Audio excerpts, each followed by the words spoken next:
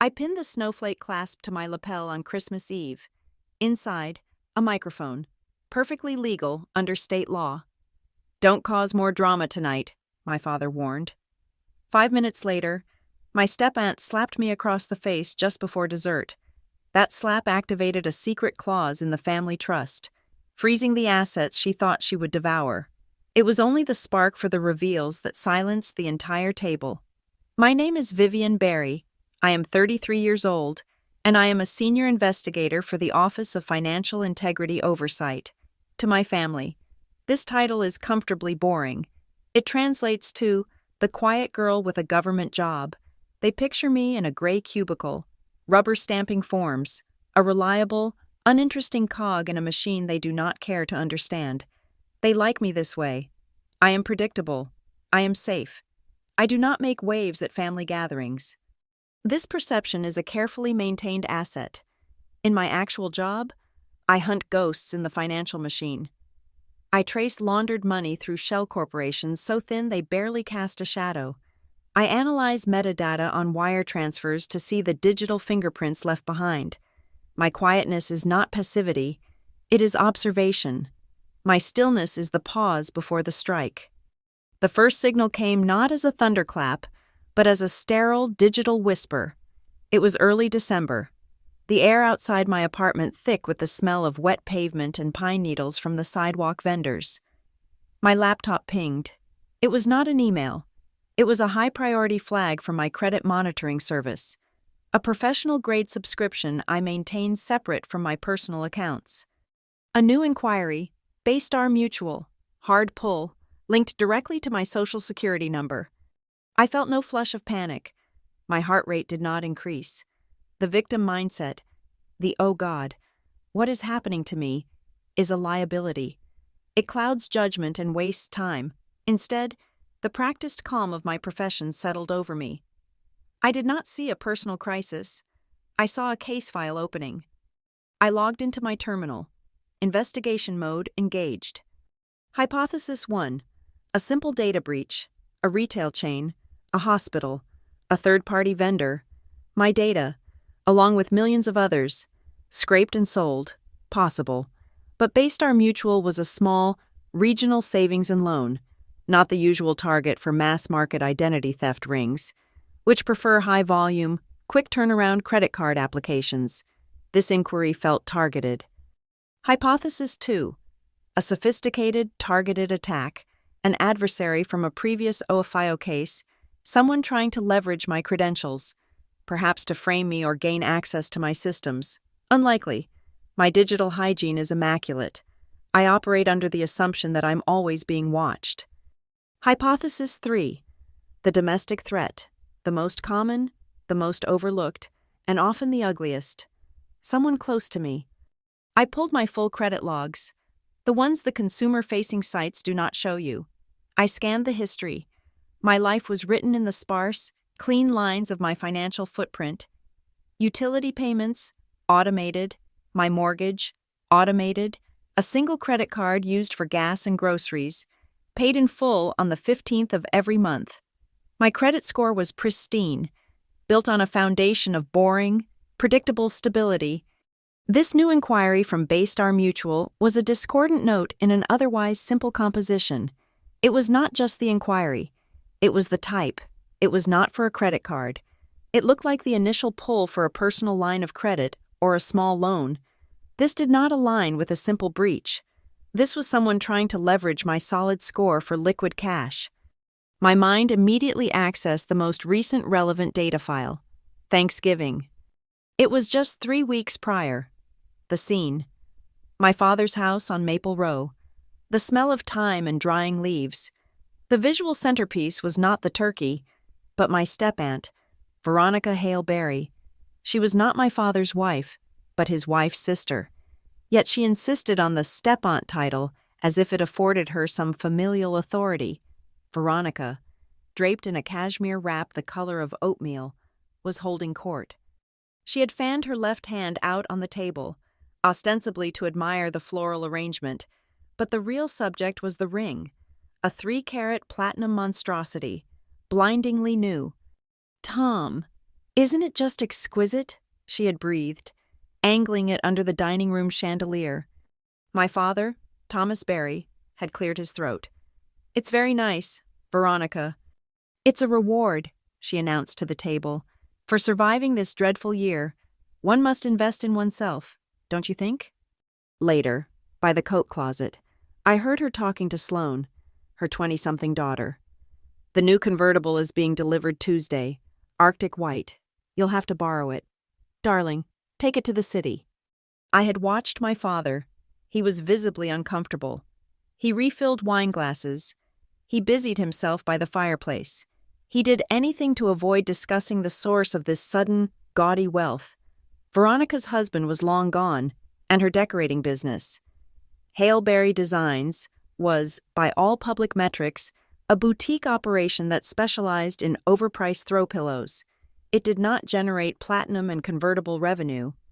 Now, I cross-referenced that memory. I opened a new, encrypted spreadsheet. Column A, dates of Veronica's recent acquisitions. Column B, dates of credit inquiries and disbursements. I started digging. Baystar Mutual was the latest. But was it the first? I expanded my search parameters. 2 other small banks, both in neighboring counties, showed similar soft pulls in the preceding 4 months. I created a timeline. August, a soft pull from 3 Rivers Financial. September, Veronica. Surprises Sloane with a trip to Tuscany. The Instagram posts were incessant. October, a hard pull from Keystone Savings. November, Thanksgiving. The ring, the convertible. And now, December, Baystar Mutual. The correlation was undeniable. Veronica's lifestyle inflation spikes mapped perfectly against a cycle of inquiries and, I presumed, disbursements from small, under-regulated financial institutions. These banks were easy targets. They lacked the sophisticated algorithmic oversight of the major players. They were susceptible to a confident applicant with a clean, high-scoring Social Security number. My number. The next step was confirmation. I used a secure portal, one reserved for interagency queries, to request the digital application packet from Baystar Mutual. It was flagged for review, but my credentials pushed it through. Within an hour, I had the PDF. The application was in my name, Vivian Barry, my address, my date of birth, my Social Security number, all correct. The income field was inflated, listing my government salary plus a consulting gig that did not exist. Then I saw the signature. The application was signed digitally. At first glance, it looked plausible, but I knew my own signature. I signed dozens of documents, warrants, and affidavits every week. My signature has a distinct rightward slant. The pressure even. The V sharp. This signature was different. The V was soft, almost rounded. The cross on the T was a flourish, and the entire name had a subtle, looping pull to the left. It was the signature of someone trying to mimic. Not someone signing naturally. It was the signature of an amateur. It was Veronica's handwriting. I had seen it on countless birthday cards, on homeowners' association memos, on the sympathy card she had given my father after my mother passed. The same ostentatious, left-leaning loops. I felt a cold, clean anger. This was not just theft. It was arrogant. It was lazy. She assumed I was too quiet, too simple, too buried in my government job to ever notice. She had miscalculated. I widened the net. Where was the money going? The Baystar application listed the purpose of the loan as home improvement, a classic, unverifiable slush category. But Veronica was not improving her home. She was improving her image. I pivoted to her daughter, Sloane Hale. Sloane was the weak link. She lived her life on social media, a curated stream of brunches, boutiques, and borrowed prestige. I ran a public records search in Harbor County, the most expensive district in the city. There it was, a new lease agreement, filed just last week. Sloane Hale. The address? A penthouse apartment at Harbor Vista. The move-in date was exactly 1 week after the assumed disbursement date from the Baystar loan. The deposit on that apartment alone would have consumed the entire loan amount. The pieces clicked into place, a systematic, escalating fraud. Veronica used my identity to secure loans. The money was laundered through her daughter's lifestyle. Sloan got the penthouse, Veronica got the ring, and I got the liability. I opened a new case file in the secure OFIO system. Internal reference, OFIO VB12X.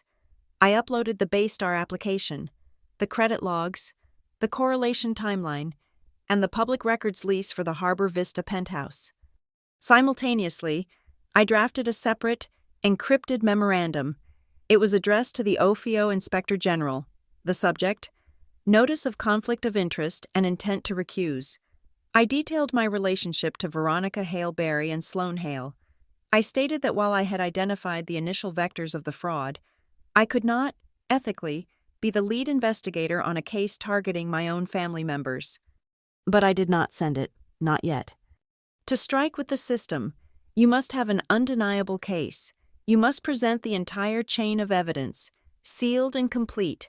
I had the what, the fraud. I had the how, the small banks and the digital forgery.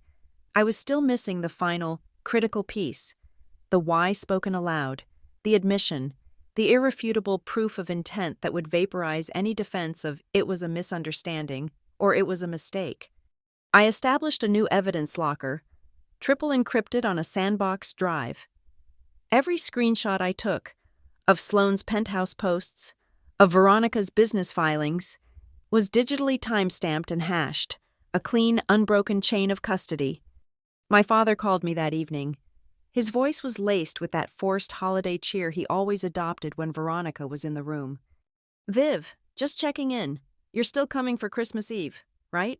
7 o'clock? "I'll be there, Dad." "Wonderful, wonderful. And listen," he lowered his voice slightly. "Veronica is doing the full prime rib, so just, let's have a nice, quiet evening. No drama." No drama, the family motto. It meant no truth. It meant no conflict. It meant, Vivian, be the quiet girl we expect you to be. "I understand," I said. I hung up and looked at the case file on my screen. My principle has always been clear. Wait for the right moment. Strike with the system. Veronica and my father wanted a quiet Christmas. They were about to get one, but the silence that was coming was not the silence of peace. It was the silence of a vacuum, the stillness of a hearing room right before the evidence is presented. Christmas was coming, and the numbers, my quiet, reliable, truthful numbers, were starting to sing. Before I could build a federal case, I had to conduct the obligatory civilian probes. These were not for evidence. They were for the record. They were to demonstrate that I had, as a reasonable person, attempted to resolve the matter directly. This step is crucial. It neutralizes the later defense of, "Why didn't you just ask me?" It shows the court you did, and the door was slammed in your face. My first call was to Sloan. She was the beneficiary, the recipient of the stolen goods. She was also impulsive, arrogant, and the most likely to break under direct questioning. She picked up on the fourth ring, the sound of music and clinking glasses tinny in the background. She was clearly at a brunch or a bar. "Vivian?" She sounded genuinely surprised, as if a piece of furniture had dialed her number. "What's up? Are you lost?" "Hello. Sloan?" I said, my voice flat, professional. "I'm calling about a new penthouse in Harbor County. It seems to have been leased using my financial information." A beat of silence, then a sharp, dismissive laugh. It was not a giggle. It was a bark of derision. "What are you talking about? My apartment? First of all, are you accusing me of something?" "I'm not accusing you of anything. Sloan, I'm stating a fact. A credit inquiry and a subsequent loan were attached to my Social Security number. The funds correlate exactly with your move-in date and deposit." "Oh my God," she said, her voice dripping with scorn. "You are just so weird. You're jealous. You're sitting in your boring government office, and you're jealous that I actually have a life. You think I need your credit? That's hilarious." "So, to be clear," I pressed, "you are denying any knowledge of how my identity was used to secure your lease." "I'm denying you're a psycho," she snapped. I have to go. Don't call me with your weird, paranoid fantasies again. The line clicked dead. I saved the call log. Time, date, and duration. 38 seconds. Dismissal and deflection. Standard. Probe number 2. Veronica. The source. I would not give her the satisfaction of a call. A call can be misconstrued. Emotions can be faked. Words can be twisted. I needed a clean, digital record. I sent a text message. Veronica. A courtesy alert. My credit monitoring flagged a hard inquiry from Baystar Mutual, which appears to be fraudulent. It was followed by several other attempts to use my SSN. I'm filing a formal report, but I wanted to check if you had heard anything or if your systems were also compromised, since you share the family name, Vivian. It was polite. It was professional. It offered her an out, a chance to blame a third-party hacker, a shared vulnerability. A smart criminal might have taken it. I watched my phone. The message status turned from delivered to read. The 2 blue check marks were an admission of receipt. I waited. 1 hour, 2, no reply. The silence was the answer. It was the digital equivalent of a hand covering a mouth. She had seen it. She understood the threat. And she was betting I was too weak, too quiet, to do anything about it. She was betting I was the same old Vivian who just wanted to keep the peace. The third and final probe came from my father. He must have received a panicked call from Veronica or Sloan. My phone rang just after 5 o'clock. Vivian, what is this I'm hearing from Sloan? You're accusing her of stealing from you? His voice was already weary, stretched thin by the demand of his loyalties. Hello, Dad. I didn't accuse Sloan of anything. I asked her a direct question about my credit being used to lease her apartment. My God. Vivian, he sighed. The sound exasperated. Her mother helped her with the deposit. Veronica has been doing very well. Why would you jump to such an awful conclusion? You know how sensitive Sloan is. My social security number was used to apply for a loan. That's not a conclusion. Dad, that is a fact. I've seen the application. I saw the signature. There was a long pause. He knew, in that moment. I knew he knew. Maybe not the details, maybe not the extent, but he knew Veronica was cutting corners. That her sudden wealth was not from Hail Berry designs, he knew, and he was choosing not to know. Vivian, he finally said, his voice dropping into the familiar, pleading tone that had governed my entire childhood. It's Christmas. The whole family is coming. Veronica is. She's fragile right now. She's working so hard to make everything perfect. Please, can you not? Just not?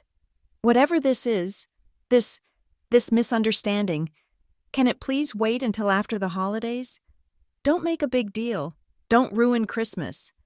Don't ruin Christmas, the ultimate Barry family gag order. It was the phrase used to sweep my mother's illness under the rug. It was the phrase used to ignore his whirlwind remarriage. It was the phrase that meant, your truth is an inconvenience. I am simply protecting my financial integrity. Dad, that's all. Protecting, he scoffed, a bitter sound. It sounds like you're starting a war. Just leave it alone, Viv. For me, please, don't bring this up on Christmas Eve. He hung up without saying goodbye. The 3 probes were complete. The wall of denial was built. I had my answer. They were coordinating. They were closing ranks. And they were, all 3 of them, underestimating me. Now I could proceed. My first step was to ensure the problem wasn't on my end. I checked all my personal devices. My work computer is a fortress, completely separate from my personal life. This was about my home internet, my phone, and my laptop. I did a full inspection to make sure they hadn't been compromised. I reviewed my recent activity for any sign of outside access or anything unusual. My systems were, as I expected, immaculate. The breach had not come from a flaw in my digital defenses. It had come from a physical source, my SSN, my date of birth, my address. Veronica had not hacked me. She had simply known me. She had taken information shared in trust, for tax forms, for emergency contact lists, and had weaponized it. This was not a crime of opportunity, it was a crime of intimacy. The forged signature on the Baystar application was still bothering me. It was close, but it was Veronica's hand. I needed a baseline comparison. I drove to the county records office. As a member of the Maple Row Homeowners Association, Veronica had filed numerous documents, variance requests, complaints about a neighbor's fence, landscaping proposals. I pulled the files, I spread them out on the polished wooden table, and there it was, on a 2018 complaint about unseasonal holiday decorations. Her signature, Veronica Hale Berry, the same leftward-leaning loops, the same flowery soft V, the same arrogant flourish on the Y. I took a high-resolution photo with my phone. I placed it side by side with the digital forgery from the Baystar application. They were a perfect match. Not just similar, they were identical in their flaws, in the unique, muscular habits of her handwriting. This was no longer a strong correlation. This was a direct link. Now for the final technical piece, the where. I needed to place Veronica at the keyboard. The application was digital. It had to have come from an IP address. I went back to Baystar Mutual. This time, I did not go through the public portal. I used my OFIO credentials to file a formal, expedited request with their fraud department. I cited Title 18, U.S. Code, Section 1014, Fraud against a federally insured financial institution, and I added a personal addendum. The fraud was being committed against a federal investigator. That combination, a crime in progress and a threat to one of their own, compels cooperation. Within an hour, I had the full packet, not just the application, but the metadata, the browser fingerprint, the device ID, and the source IP address. I ran the IP address through the public registry. It was not masked. It was not routed through a VPN in Eastern Europe. She had been too arrogant, too sloppy. The IP address was registered to Spectrum Cable. The subscriber address was 128 Maple Row, my father's house. I looked at the timestamp on the application. It was dated 3 weeks prior, a Tuesday, at 7:18 p.m. I checked my calendar. I had been at my father's house that night. We'd had dinner, a simple pasta. Veronica had been upstairs, finishing some invoices. She had been in the guest room, using my father's Wi-Fi, to steal my name. The audacity of it was breathtaking. The proximity. She was not just stealing from me. She was doing it while I was in the next room. The money trail was the next logical step. The loan was for home improvement, but the funds had been dispersed to a checking account. I traced the routing number. It did not belong to Veronica. It belonged to a new entity, Harbor Vista LLC. I ran the LLC through the state's corporate database. It was registered just 2 days before the loan application. The registered agent? Sloan Hale. The business address? The same penthouse she was now leasing. It was a classic shell. Veronica applied for the loan in my name. The bank dispersed the funds to an LLC controlled by Sloan. Sloan then used those business funds to pay the deposit on her personal apartment. It was clean, simple, and designed to break the chain of custody, but they had left a paper trail a mile wide. My spreadsheet filled up. The pattern was clear. Veronica was targeting small, regional banks, Keystone, Three Rivers, Baystar. Why? I cross-referenced their financial disclosures.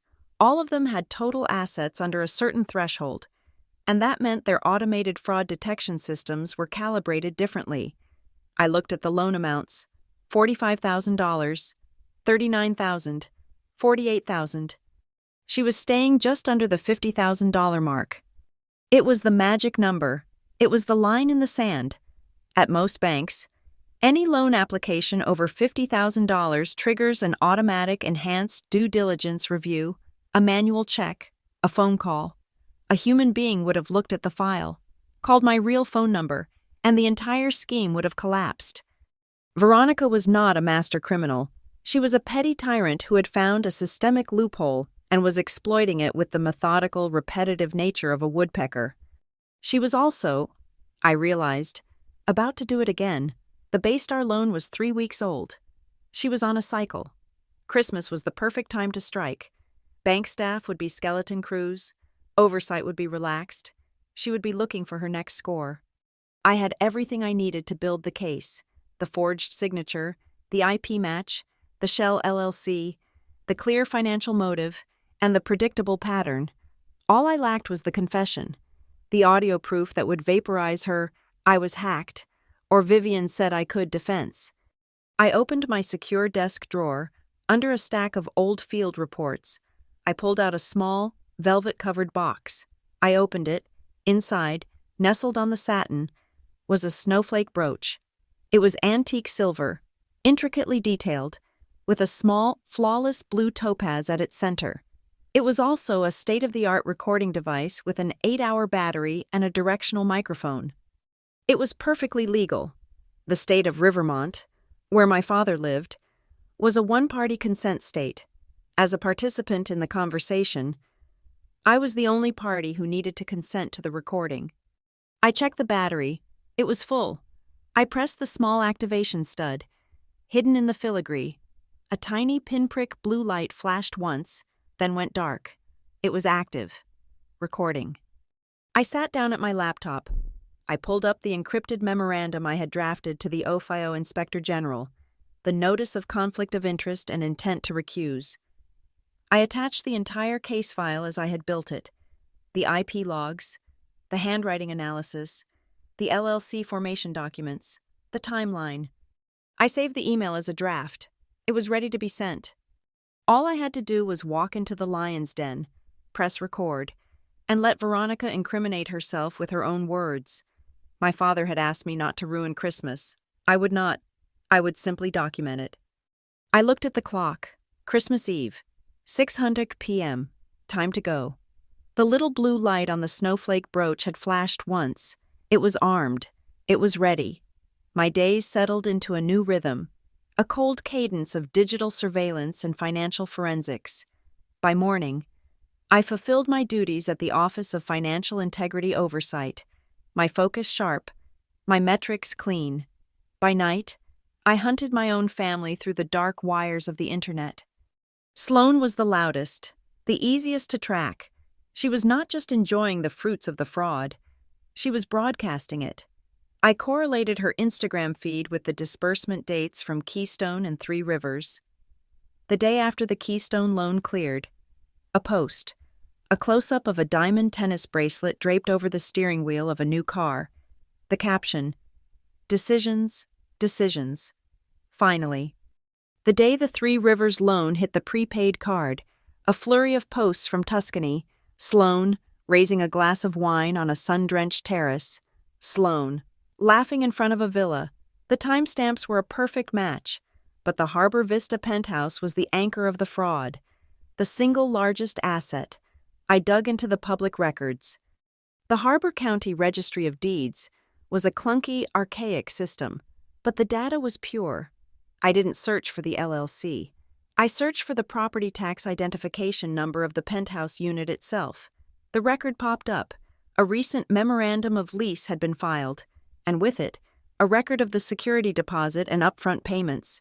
The transfer tax was listed. I ran the calculation. Based on Harbor County's 2% transfer tax, the total upfront cost, first month, last month, and the massive security deposit came to $48,500, the exact amount of the Baystar Mutual loan, to the dollar. It was sloppy. It was arrogant. It was a smoking gun left on the courthouse steps.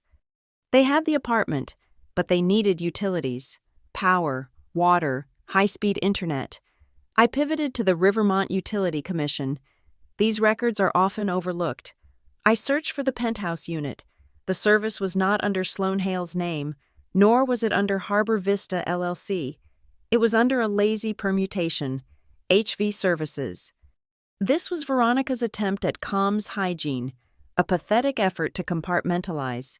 The contact for HV Services was not a personal email. It was a burner: Veronica's Designs, 1988, at a second tier, no questions asked, email provider. She was smart enough to use a burner, but fatally vain, tying it to her failed design business. The metadata on the account activation, however, was the real prize. The IP address that created the utility account was not from Maple Row. It was from the public Wi-Fi of the Rivermont Central Library, a location 2 blocks from her studio. She was moving around, trying to cover her tracks, but she was just creating a new, wider trail. Now I turn to the debit cards, the money from Keystone and Three Rivers. When a bank files a suspicious activity report, they include the transaction data, and in that data are the merchant category codes, the MCCs. These are the 4-digit numbers that tell a bank what you bought, not just where. The log read like a diary of her greed. MCC 5094. Precious stones and jewelry. A charge from a boutique jeweler downtown, 2 days after the Keystone loan. That was the platinum ring. MCC 7011. Lodging. A series of charges from a luxury hotel group in Florence. That was Tuscany. MCC 5712. Home furnishings. A massive single transaction at a high-end import gallery. That was Sloane's new furniture. The V pattern was unmistakable. A loan disbursement would hit, and within 48 hours, a spike of catastrophic, luxury-grade spending would follow. She wasn't even letting the money rest. She was a child in a candy store, and I was the one footing the bill. The case was strong. I had the past. Now, I needed the present. I knew her pattern, her cycle. She was due for another hit. It was time to build the trap. It had to be digital, and it had to be subtle. It had to be something only she would find, and only she would be stupid enough to use. I logged into my own credit profile, not as a civilian, but through the OFIO's administrative portal. I accessed my own file, a place she could only see as a victim, but I could edit as an operator. I added a canary address. It was a phantom data point. I listed a new, secondary address for Vivian Barry, apartment 1A, 2412 River Street. It was a real building in a plausible neighborhood, but apartment 1A did not exist. It was a digital ghost. I then set a high-priority, real-time alert on that specific, non-existent address. Any credit inquiry, any database check, any piece of mail, digital or physical, that referenced apartment 1A would trip a silent alarm that fed directly to my OFIO terminal. Why would she use it? Because a sloppy repeat offender fraudster believes she is clever. She would see this new address in my file, auto-populated by the bank's software.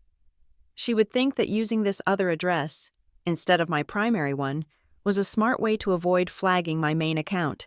She would think she was covering her tracks, diverting the mail. She would be wrong. I did not have to wait long. It was December 22nd, 2 days before Christmas. My terminal pinged, not an email, a system-level flag. My canary trap had sprung. New inquiry received. Source: Northridge Savings. Applicant: Vivian Barry.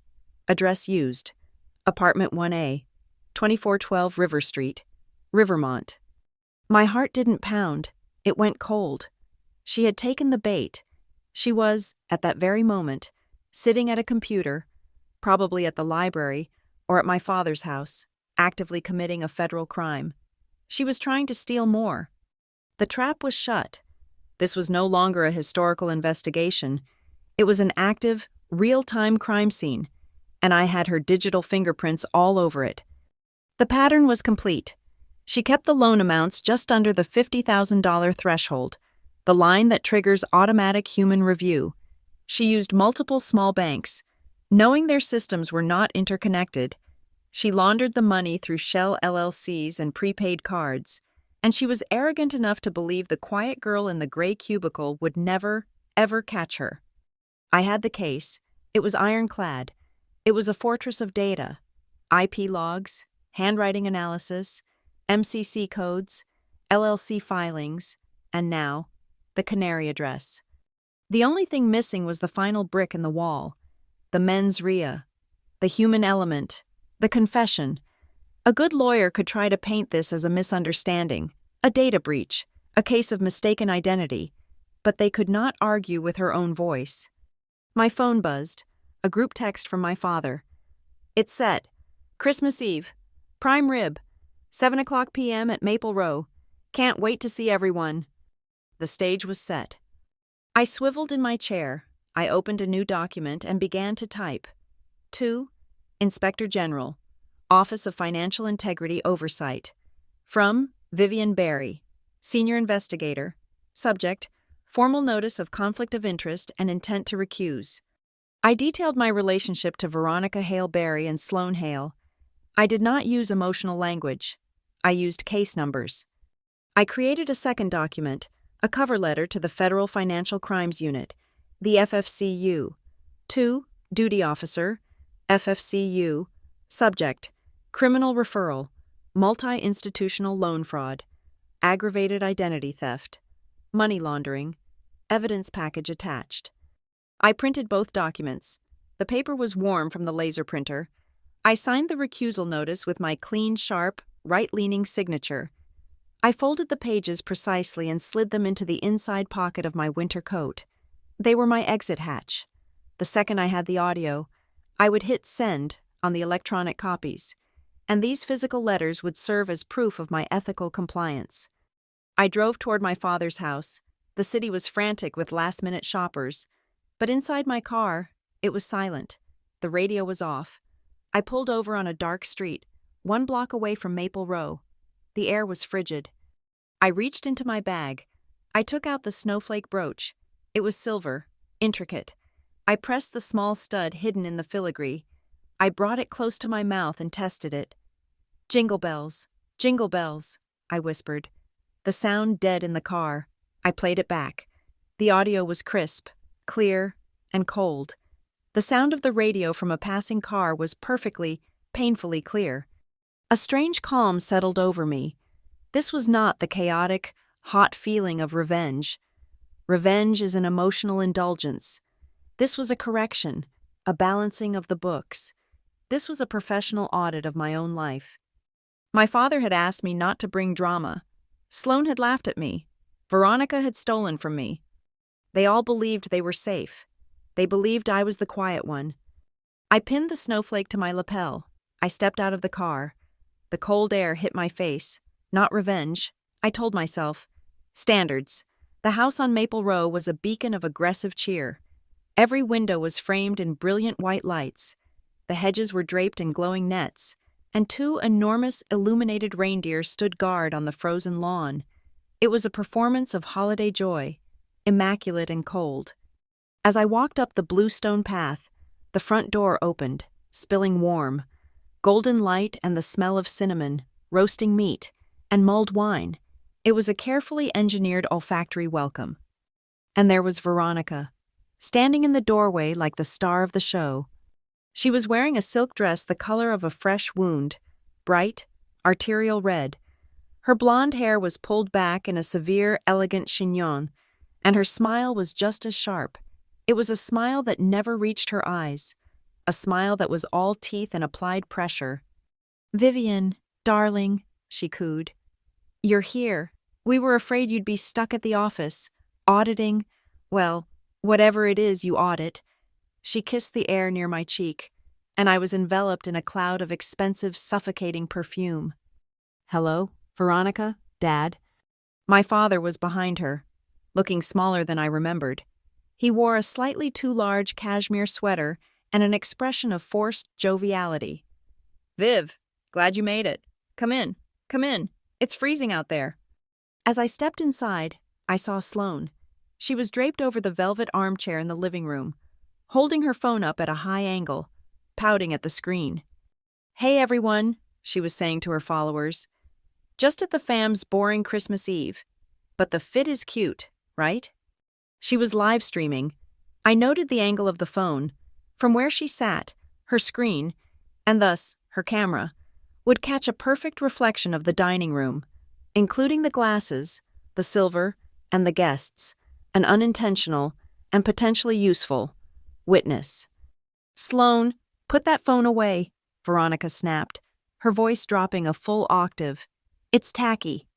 "It's content, Mom," Sloan whined, but she ended the stream. "Let me take your coat, Viv," my father said, bustling. His hand brushed my shoulder, and he leaned in. his voice a low, nervous whisper. Remember what we talked about. It's Christmas. No work, no complications. Just a nice, quiet dinner. I'm here for dinner, Dad, I said evenly. I adjusted the lapel of my black wool blazer. The snowflake brooch sat against it, the silver catching the light from the over-decorated tree. As I stepped from the cold entryway into the warm living room, the sudden change in temperature triggered the internal mechanism. I felt the faintest vibration against my collarbone.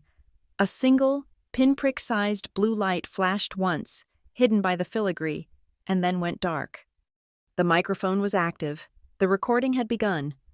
I looked around the room. Veronica had redecorated again. The comfortable, worn furniture my mother had loved was gone, replaced by stark, modern pieces in shades of gray and beige. It looked less like a home and more like a staging for a high-end real estate magazine. Above the fireplace, where a landscape painting used to hang, was a massive, silver-framed photograph.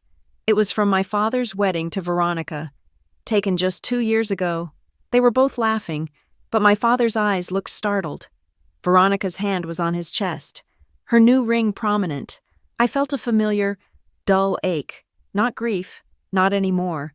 Just the cold recognition of an empty space, a data point that had been erased. "Dinner," Veronica announced, clapping her hands. "Everyone to the table. Sit, sit." The dining room table was set for a state dinner.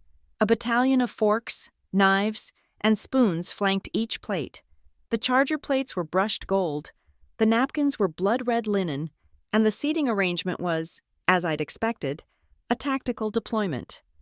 My father was at the head. A cousin and his wife were on one side, and I was placed on the other side, pinned. Sloane was seated to my right, already scrolling through her phone again. To my left was an empty chair, a setting for the ghost of Christmas past, as Veronica had joked one year, and directly across from me, her face illuminated by the chandelier, was Veronica. She had me in a kill box. She could observe my every move, and I was flanked by her proxy. It was amateur, but it was aggressive. My father tapped his glass with a knife. A toast, to family, to being all together. We're so blessed. We all raised our glasses. Veronica lifted hers, the platinum ring from Thanksgiving flashing under the lights. "I'll add to that," she said, her voice smooth as cream, "to a brand new year, a year of prosperity, a year free of audits and complications and unnecessary oversight." She looked directly at me. Her eyes were bright, challenging. It was a declaration. I met her gaze, held it, and took a small, measured sip of my wine. The audio was recording the clink of her glass, the subtle, unmistakable threat. The first course came and went, a delicate soup that tasted of nothing. My father tried to steer the conversation into safe, neutral territory. He asked the cousin about his hardware store. He talked about the weather. It was a filibuster against any real conversation. Then the main course arrived, the prime rib, enormous, ringed with roasted vegetables. It was impressive, and Veronica knew it. "Thomas, the silver," she commanded. My father dutifully went to the sideboard and retrieved a carved wooden box. He opened it. Inside, nestled on velvet, was the heirloom silver, my mother's silver, my grandmother's silver. Veronica picked up the serving fork and knife, her fingers, laden with new rings, closing around the antique scrolled handles. She began to carve the meat, the silver flashing. She held the pieces, making a show of their weight, their history. She was not just serving dinner, she was claiming ownership. She was showing me, and everyone, that she was the mistress of this house, that she owned its past as well as its present. "Sloane, darling, you'll love this. It's perfect." "It's fine, Mom," Sloane said, texting. "But you know, I was telling my friend, the view from my new place is it's insane. The Rivermont skyline at night, it's like jewels." My father's cousin, a simple, earnest man, took the bait. "Oh, you moved. Sloane, where to?" "Harbor Vista," Sloane said, unable to stop herself. The pride was rolling off her. "It's a penthouse. Actually, the amenities are crazy. It's got a pool, a full-time concierge. It's just a whole different level of living." "My goodness," the cousin's wife said. "That sounds terribly expensive." Sloane laughed her mother's sharp, derisive laugh. "You get what you pay for," Mom always said. "Don't settle for less." Veronica was beaming. This was the payoff, the status, the reflected glory, the proof of her success. My father was pushing mashed potatoes around his plate, his head down. He knew. He had to know. The conversation lulled as everyone ate. The only sounds were the scrape of knife on china and the low murmur of the cousins' conversation. The tension in the room was a palpable thing, a low-frequency hum beneath the surface of the holiday cheer. I waited. I let the silence build. I took a sip of water, placed my knife and fork carefully on my plate, and looked across the table at Veronica. I did not raise my voice. I did not make an accusation. I simply asked a question, a simple, technical, procedural question. "Sloane's new place sounds wonderful," I said, my voice perfectly level. "The utilities in those new buildings can be so complicated. When did the utility contract start?" Silence. Sloane, who had been lifting her fork, froze. Her eyes darted, not to me, but to her mother. Veronica's smile did not falter, but it became fixed. It was a rictus, her jaw, which had been relaxed, tightened. I saw the small muscle in her cheek jump, just once. "What an odd question, Vivian," Veronica said, her voice a little too light. "Why on earth would you care about that?" "I'm just curious," I said. "With new constructions, sometimes they set up a building-wide account. I was just wondering what the name on the service contract was, for tax purposes. I'm sure Sloane needs to know. HV services, the burner email, the library Wi-Fi." Sloane put her fork down. She looked baffled, then angry. "Why are you being so weird? It's just the power. It's on. Who cares?" "Vivian," my father warned, his voice low and tight. "We're eating." "I know. Dad, I'm just making conversation." I looked back at Veronica. Her face was a mask of polite inquiry, but her eyes were cold. She knew this was not conversation. This was an audit. The air in the room was suddenly thin. The cousin and his wife were looking back and forth between us, confused. The performance of the perfect Christmas was cracking. A door swung open from the kitchen. The housekeeper, a woman who had worked for my family for 20 years and had seen everything, entered. She was carrying a silver tray. On it was a large, elaborate gingerbread cake, dusted with powdered sugar. Dessert. The housekeeper stopped, sensing the sudden, glacial drop in temperature. She stood frozen in the doorway. The string was stretched taut. The air was vibrating. Veronica was staring at me, her knuckles white on the silver carving knife she had not yet set down. My father was about to say it. "Don't ruin Christmas." But it was too late. The stage was set. The audience was present. The recording was live. And the main actor was about to break character. My question about the utilities hung in the air, thick and heavy as the smell of pine and roasting meat. The housekeeper, Maria, was frozen in the doorway, the dessert tray balanced in her hands. Veronica's smile was a thin, brittle thing. "I don't know what you're talking about. Vivian, such a strange, obsessive mind you have." "I'm not talking about the utility contract. Veronica," I said, my voice quiet, but it cut through the room. "I'm talking about the Harbor Vista LLC, the shell corporation you created to lease Sloane's apartment." Sloane dropped her phone. It clattered loudly onto her plate. "Mom, what is she?" "I'm talking about the loan application from Baystar Mutual," I continued, my eyes locked on Veronica. "The one you filed using my social security number. The one you filed from the IP address in this house, on a Tuesday night, while I was eating pasta in the next room." The mask of the charming hostess dissolved. It evaporated, revealing the raw, furious face beneath. Veronica's laugh was not a laugh. It was a sharp, jagged sound, a bark of pure contempt.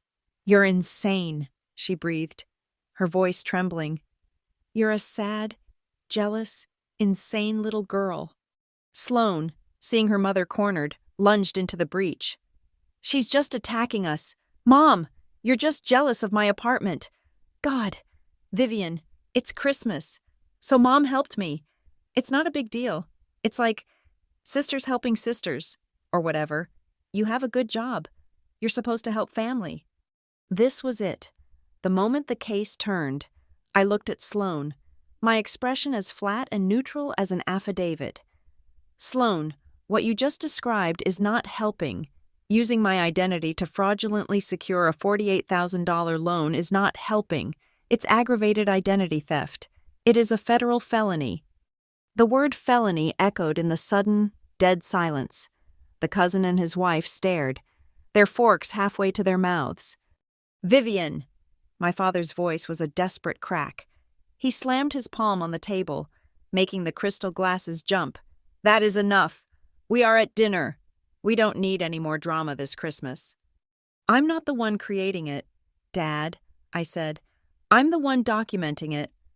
"You documenting?" Veronica's voice was a low, dangerous hiss.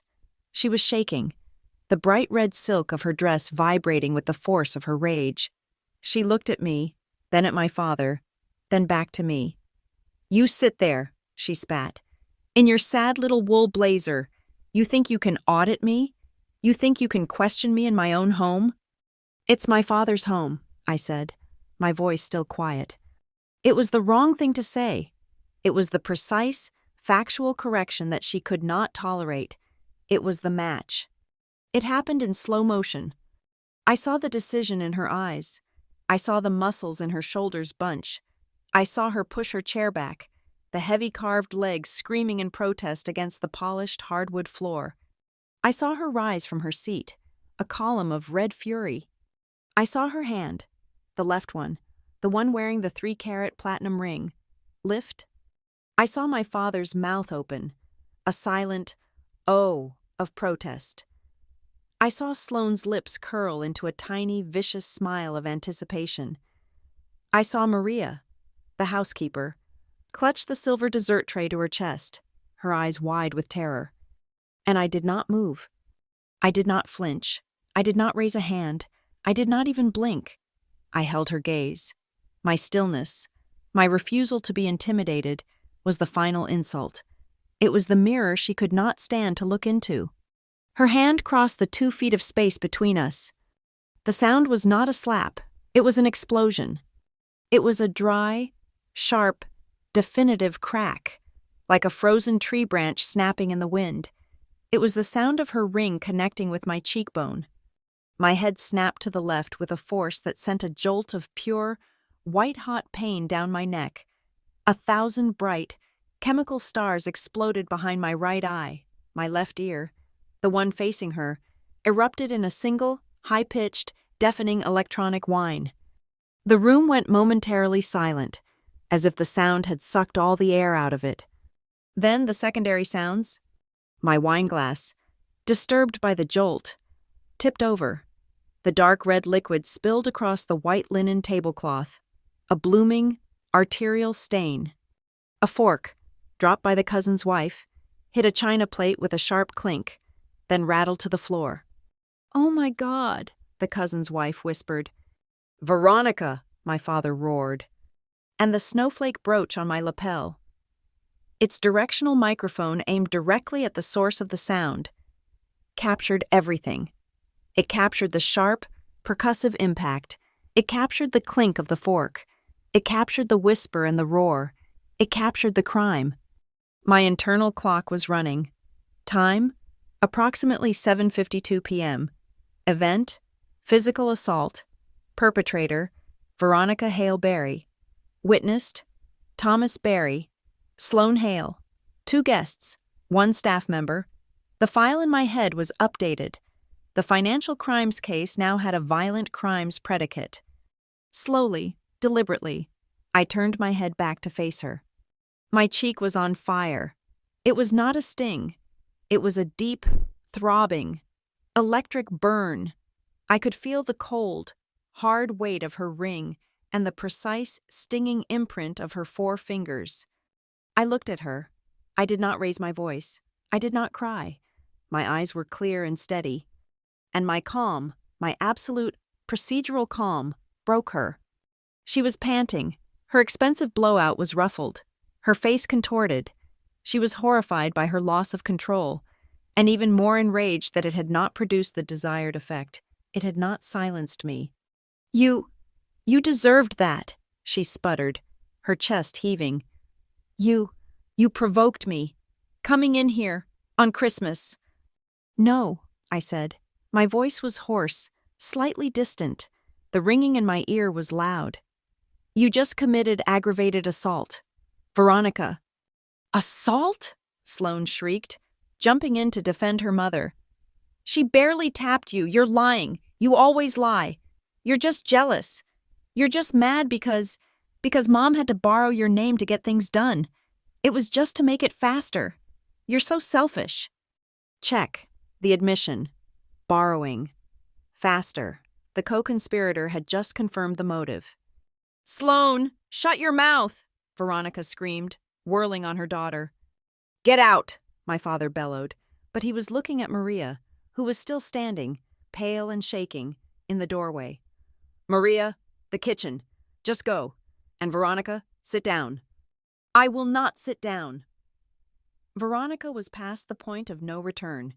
The violence had opened the floodgates, and the truth, in all its arrogance, came pouring out. She was high on the adrenaline. "She thinks she's so smart, her and her little job. You think I'm an idiot?" She was pacing now, a caged animal, her hands gesturing wildly, staining the air with the scent of her perfume. "Those little banks, those stupid little local banks. You think they talk to each other? You think the bank in Keystone gives a damn what Baystar Mutual is doing? They don't. Their systems are ancient." She was boasting. She was preening. She was confessing to the entire table. "It's so easy," she said, a giddy, terrifying laugh bubbling in her throat. "You just keep the numbers small, under $50,000. That's the magic number, under 50, and no human ever looks at the file. It's just a computer. Approved, approved, approved. It's free money, Vivian, and it's all thanks to you." The room was morgue silent. Save for her voice, I had the what, I had the how, I had the assault. I just needed the final, personal signature. My cheek throbbed, a dull bass note under the ringing in my ear. I looked at the woman who had stolen my name and struck my face. "Why?" I asked. My voice was a rasp. "You had Dad. You had his money. You had this house. Why my name? Why me?" The question stopped her. Her pacing halted. She turned to me. The manic energy drained away, leaving something cold and reptilian. She looked at me, at my burning cheek, and for the first time, she looked at me as if I were truly nothing. She leaned forward, planting her hands on the table, her palms landing in the pool of my spilled wine. "Because," she whispered, her voice a venomous, sibilant hiss that the microphone would capture perfectly. "You had his loyalty, you had his past, you had my husband's grief, and you had that perfect, shiny, 800-plus credit score, untouched." She smiled, a slow, dreadful unfolding. "Your credit score was the only part of his life you had left that I could take. It was a Christmas gift, a little Christmas gift I gave myself. It was done. The mens rea, the motive, the confession, complete. Ding dong." The sound of the front doorbell was so loud, so cheerful, so aggressively normal. It was a violence all its own. Everyone flinched, as if a second shot had been fired. "Who in God's name is that?" my father choked out, scrubbing his hands over his face. Maria, seizing the chance to escape, practically ran to the door. We heard the latch click, and a bright, booming voice filled the entryway. "Merry Christmas. Berries. Just wanted to drop off some gingerbread cookies." It was our neighbor. The spell was shattered. The scene was contaminated. The neighbor's oblivious cheer was a spotlight on our tableau of violence and confession. Veronica straightened instantly. She smoothed her red dress. She tucked a piece of hair behind her ear.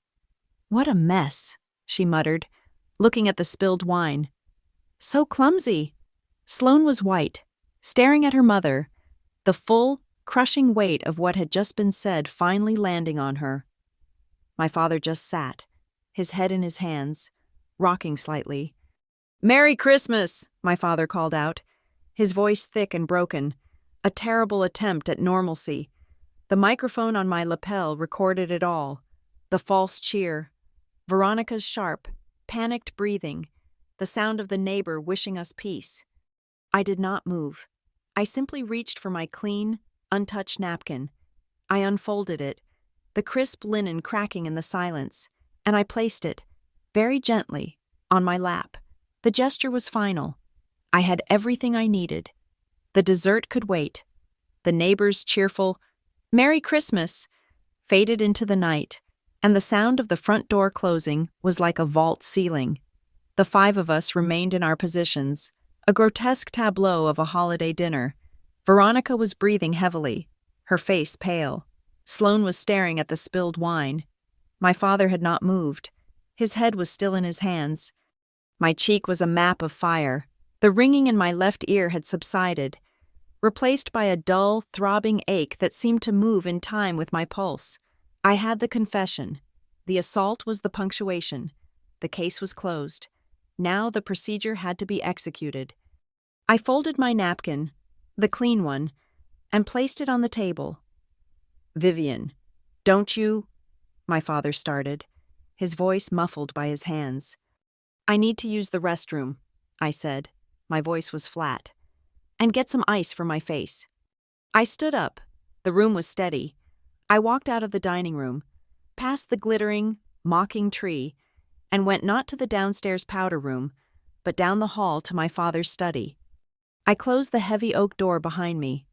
Silence. The room smelled of old books, leather, and the faint, sweet scent of the pipe tobacco he no longer smoked. It was a room of his past, of a time before Veronica. I did not turn on the main lights. The glow from the streetlights through the window was enough. I did not touch his computer. I did not sit in his chair. To do so would be a contamination, a crossing of streams. I stood by the window, the cold glass pressing against my arm. I pulled out my government-issued phone. It was a black, anonymous slab of plastic and glass, hardened against intrusion. I pressed my thumb to the sensor. It unlocked. First, the brooch. I reached up and, with steady fingers, unclasped the snowflake from my lapel. I held it in my palm. It was warm. I pressed the small, hidden stud for 3 seconds. The internal light flashed green once. The recording was stopped, saved, and locked. I opened my secure OFIO-issued Bluetooth utility. The phone recognized the device SNF12B. One file available for transfer, encrypted, transferring. A progress bar crawled across the screen. Audio file Deck 24, 1953. Wave, 28.4 MB. The entire dinner, from the moment I arrived, the clink of glasses, the challenge in Veronica's voice, the scrape of the chair, the crack of the assault, the shriek from Sloane, the boasting, the whisper. A little Christmas gift I gave myself. Transfer complete, file secure. The app automatically wiped the file from the brooch's local memory, leaving it sterile. Second, the recusal. I opened my encrypted email client. I pulled up the draft I had prepared. To Inspector General, OFIO. Subject: Formal notice of conflict of interest and intent to recuse. I attached the full case file I had built. OFIO VB12X, zip. It contained the Baystar application, the IP logs, the handwriting analysis, the timeline of Veronica's spending, the LLC formation documents for Harbor Vista. Now, I attached the new file, audio file, Deck 24, 1953.wav. I added one final sentence to the body of the email, Inspector, the attached audio file, time-stamped from 1953 to 2012, contains a full confession from the primary subject, Veronica Hale Berry, my step-aunt, as well as admissions from her co-conspirator, Sloane Hale, my step-cousin. The audio file also contains the unprovoked commission of an aggravated assault against my person by the primary subject. I am recusing myself from this case, effective immediately, to avoid any further conflict of interest. The full package is being forwarded to the FFCU for prosecution. I hit send. The email vanished into the secure network. The timestamp would be there. Christmas Eve, 8:14 p.m. My hands were clean. Third, the strike. I opened a new message. This one was to a different address, a secure, encrypted Dropbox for the Federal Financial Crimes Unit, the FFCU's holiday duty team. They are the ones who hunt. 2. FFCU, intake, duty, secure, subject, criminal referral, aggravated identity theft. 18 U.S. C. Sarah 128A, bank fraud. 18 U.S. C. Sarah 1344, wire fraud. 18 U.S. C. Sarah 1343, money laundering. 18 U.S. C. Sarah 1956. Associated violent crime, state. Case of IOVB 12X. I did not write a long-winded explanation. I wrote a cover sheet. 1. Primary subject, Veronica Hale Berry. 2. Co-conspirator, Sloane Hale. 3. Victim, Vivian Berry, OFIO investigator, self-recusing. 4. Summary. Subject Hale Berry has engaged in a multi-month, multi-institutional loan fraud scheme, using the stolen identity of victim, Berry, to secure funds estimated at over $150,000. 5. Evidence package. Attached. Full financial analysis and timeline. Complete IP logs tracing applications to subjects' known locations. Forged signature analysis. Corporate veil analysis for Shell LLC. Harbor Vista. Audio confession from primary subject, detailing motive and method. Audio documentation of physical assault on federal officer, victim, by primary subject. All evidence gathered via legal, one-party consent. Rivermont state law. Urgent. Primary subject is an active and escalating threat.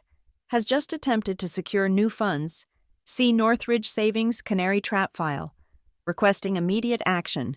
Recommend full asset freeze on all known accounts, including Harbor Vista LLC, Act,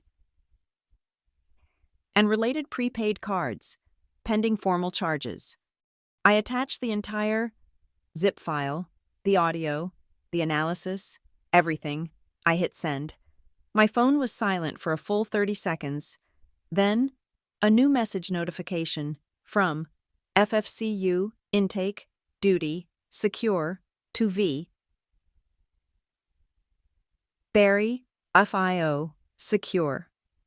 Subject, criminal referral, message, package received, holiday duty. Team is processing. You will be contacted by a lead agent within 8 hours. It was done. The system was now in motion. The gears were turning, and they would grind Veronica, Sloane, and their entire pathetic, greedy enterprise to dust. I put the phone in my pocket. I tucked the sterile snowflake brooch into my purse. I stood in the dark office for another minute, letting the silence settle. My cheek throbbed. I did not get any ice. I wanted them to see it. I opened the office door and walked back into the dining room. They were exactly as I had left them. My father, his head in his hands. Sloane, now silently crying, her mascara running, and Veronica, who had sat back down, her face a mask of chalky, furious white. She was trying to regain her composure, to pretend the last 5 minutes had not happened. "Well," she said, her voice a brittle, high-pitched attempt at control. "That was a truly disgraceful display. Vivian, you finally ruined Christmas." I did not sit. I stood at the end of the table, by the empty chair. The spilled wine had soaked into the linen, a dark, ugly wound. It's not Christmas I'm worried about. Veronica, I said. My voice was calm. I just wanted to let you know that as of tomorrow morning, all associated accounts will be frozen by the federal government. Veronica laughed. It was the same jagged, contemptuous bark from before, but this time it was laced with a high-pitched, hysterical fear. Oh, Vivian, you're bluffing. You're a child. You're a nobody in a cubicle. You think you have that kind of power? I don't, I said. The United States government does. The Federal Financial Crimes Unit has the power. The U.S. Attorney's Office has the power. I'm just the person who provided them with the evidence. Her face went blank. What evidence? Your paranoid fantasies? The Harbor Vista LLC, I said. Account number ending in 4728. That account will be the first to be frozen. The penthouse will be seized as an asset purchased with the proceeds of a crime. Veronica's jaw fell open. Her hand, the one with the ring, went to her throat. She recognized the number. How? How could you know that? First, I said, holding up one finger, there was the Canary address, apartment 1A, 2412 River Street, a digital trap, an address that exists only in my credit file. You were the only person to ever use it. When you applied for the Northridge savings card 2 days ago, that was sloppy. Sloane let out a small, terrified squeak. Mom, you said... Shut up, Sloane. Second, I continued, there was the IP address, the one from this house, the one you used to file the Baystar application while I was eating dinner downstairs. That wasn't a hacker, Veronica. That was you, in the guest room. That was lazy. Her face was ashen. She was looking at me, finally, as if seeing me for the first time, not as the quiet girl, but as an executioner. And third, I said, there was the money itself, the $45,000 Keystone loan. It funded the prepaid card you used at the platinum setting in the city. The merchant category code for the jewelry purchase was logged at 5:01 p.m. on a Monday. Their security footage, which is public-facing on the street, clearly shows you at the counter, at that exact time, purchasing the ring you are currently wearing. I pointed at her left hand. She instinctively recoiled, as if the ring itself was suddenly radioactive. My father finally lifted his head. His eyes were red, his face a ruin of confusion and despair. Vivian, he whispered, his voice cracking. My God, what are you doing to this family? I looked at my father, at the man who had told me to keep the peace, the man who had enabled this, the man who had chosen a quiet dinner over his own daughter's integrity. I'm not doing anything to the family. Dad, I said, my voice was cold, colder than the snow outside, colder than the silver on the table. I'm doing my job. As the words left my mouth, a sound from outside cut through the strained silence of the room.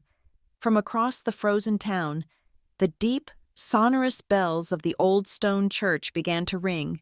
They were ringing for the midnight mass. Bong, bong, bong. It was 9 o'clock. Christmas Eve was over. The hunt was on. I left my father's house at 9:05 p.m. on Christmas Eve. I did not say goodnight. The cousins were pale. My father was a statue, and Veronica was staring at the wall, her face a mask of disbelief. Sloane was openly sobbing. I drove home. The streets were empty, the Christmas lights blurring past in cold, colorful streaks. The ringing in my ear had stopped. In its place was a deep, thudding ache that pulsed from my cheekbone down to my jaw. When I got to my apartment, I did not get ice. I went to the bathroom mirror, turned on the bright, harsh lights, and I took my phone. I photographed the injury. The flash was stark. The images were clinically clear. My left cheek was swollen, the skin a vibrant, angry red, already darkening to purple. And under the magnification, you could see them. 4 distinct parallel lines, the imprint of her fingers, and a crescent-shaped abrasion, sharp and deep, where the platinum ring had cut the skin. I labeled the file Exhibit A, Physical Injury, 2132. December 24th, I uploaded it to the secure file I had sent to the FFCU. Then I took 3 aspirin and slept for 4 hours. A cold, dreamless sleep. The sleep of a task completed. The system I had activated did not rest for the holiday. My government phone, the one I had used to send the package, rang at 5 a.m. It was not a number I recognized. "Barry? Agent Thorne, FFCU," a voice said, low and fast. "I'm the lead on your referral. OFIO-VB12X. I hope I'm not waking you." "You are not? What do you have?" "We have a judge," he said. "The Honorable Maria Estevez. She's not a fan of bank fraud, and she's even less a fan of assaulting federal officers. She was, quote, happy to sign the Christmas presents." The first strike happened before the sun rose on Christmas Day. The emergency warrant froze Harbor Vista LLC. The account ending in 4728 was ICE, but Thorne was good. He was better than I expected. "We also froze 2 crypto wallets," he said. "I didn't have those," I said. "You didn't need to. Your handwriting analysis on the Baystar app gave us probable cause to search her cloud data. The burner email account you found had a favorites linked to a crypto exchange. We cross-referenced the Know Your Customer data. It was her, using her maiden name. She was already diversifying.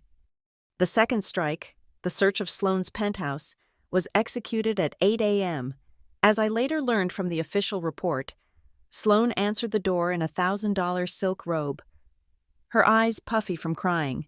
She was, apparently, expecting a delivery from her favorite brunch spot.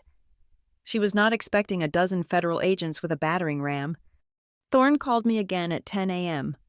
"The nest is secure. You're not going to believe the lack of hygiene. Vivian, she didn't even try to hide it." The search had turned up everything. The receipts for the high-end Italian furniture, all paid for by the Harbor Vista LLC, the invoices for custom closets, the delivery manifest for a 900-pound personal safe, which the agents had to open on-site. Inside the safe was not cash.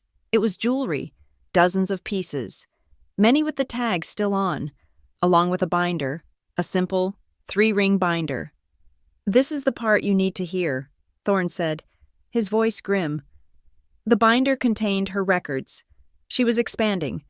"We found a chain of loans from 7 different institutions. The total fraud isn't $150. We're looking at a running tally of just over $390,000. My breath caught. Was it all me? "No," he said. "And this is where it gets worse. She was using you, but she also had 2 other victims, 2 other women, both with clean credit, both with ties to her past, a former college roommate, a cousin she hadn't spoken to in 10 years. You were just the only one who was in a position to catch her. You were the only one who audited your own life." On her laptop, which she had foolishly left on the kitchen counter, they found an email in her draft folder. It was addressed to Sloane. It was a tutorial. Subject: The Family Fund. "Sloane, it's easy. You just use the application link. Do not call them. Let the computer do the work. If they ask for income, use the consulting figures. They never check the small banks. The money will be in the LLC by Tuesday. Remember to keep the amounts under $50,000. Kisses, Mom." It was the full conspiracy, in writing, signed, sealed, and delivered to the FFCU. But the investigation had opened a door I had not anticipated. The FFCU, in tracing the flow of funds, had subpoenaed all of Veronica's accounts, and they found a third strand. "Vivian," Thorne said, in a third call that afternoon.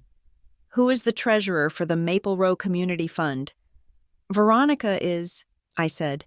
"It's a small neighborhood charity. They plant trees, organize the holiday block party." "Well," Thorne said, "it seems Ms. Haleberry has been planting trees in her own backyard. We're seeing commingling of funds, a lot of commingling, donations from residents going into the fund, and then payments for her personal credit card coming out. She was stealing from her neighbors. This is a whole new level of larceny." And then came the twist I had not engineered. The system has its own checks and balances, and the family trust was a system all its own. On the 26th of December, I received a call from a man named Alistair Finch. I did not know him. Ms. Barry, he said, his voice like old parchment. I am Thomas Barry's personal counsel. I am not the family lawyer. I am his lawyer. He has given me a copy of an audio file and instructed me to listen to it. My heart was a cold, still thing. And did you? I did, Finch said. I am calling to inform you of a development. The marital trust your father established for Veronica's benefit is complex. It contains a gross misconduct clause. It was written to protect your father and the family estate from precisely this kind of liability. He paused. The clause specifically cites acts of physical violence against any member of the Barry family as a primary condition for the immediate and permanent dissolution of all beneficiary rights. The slap, I whispered. The slap, he confirmed, the audio of which is now in my possession. Your father, Ms. Barry has instructed me to file for immediate activation of the clause. As of this morning, Veronica Hale Barry has been legally and financially severed from the Barry estate. The slap did not just activate a criminal investigation, it activated her own financial self-destruction. Of course, Veronica did not go quietly. She hired the most expensive, aggressive defense attorney in Rivermont, a shark named Kenzie. His first move was not to call the UN attorney, it was to attack me. A cease and desist letter arrived at my apartment via messenger. It was a bluff, all bluster and threats. My client, Ms.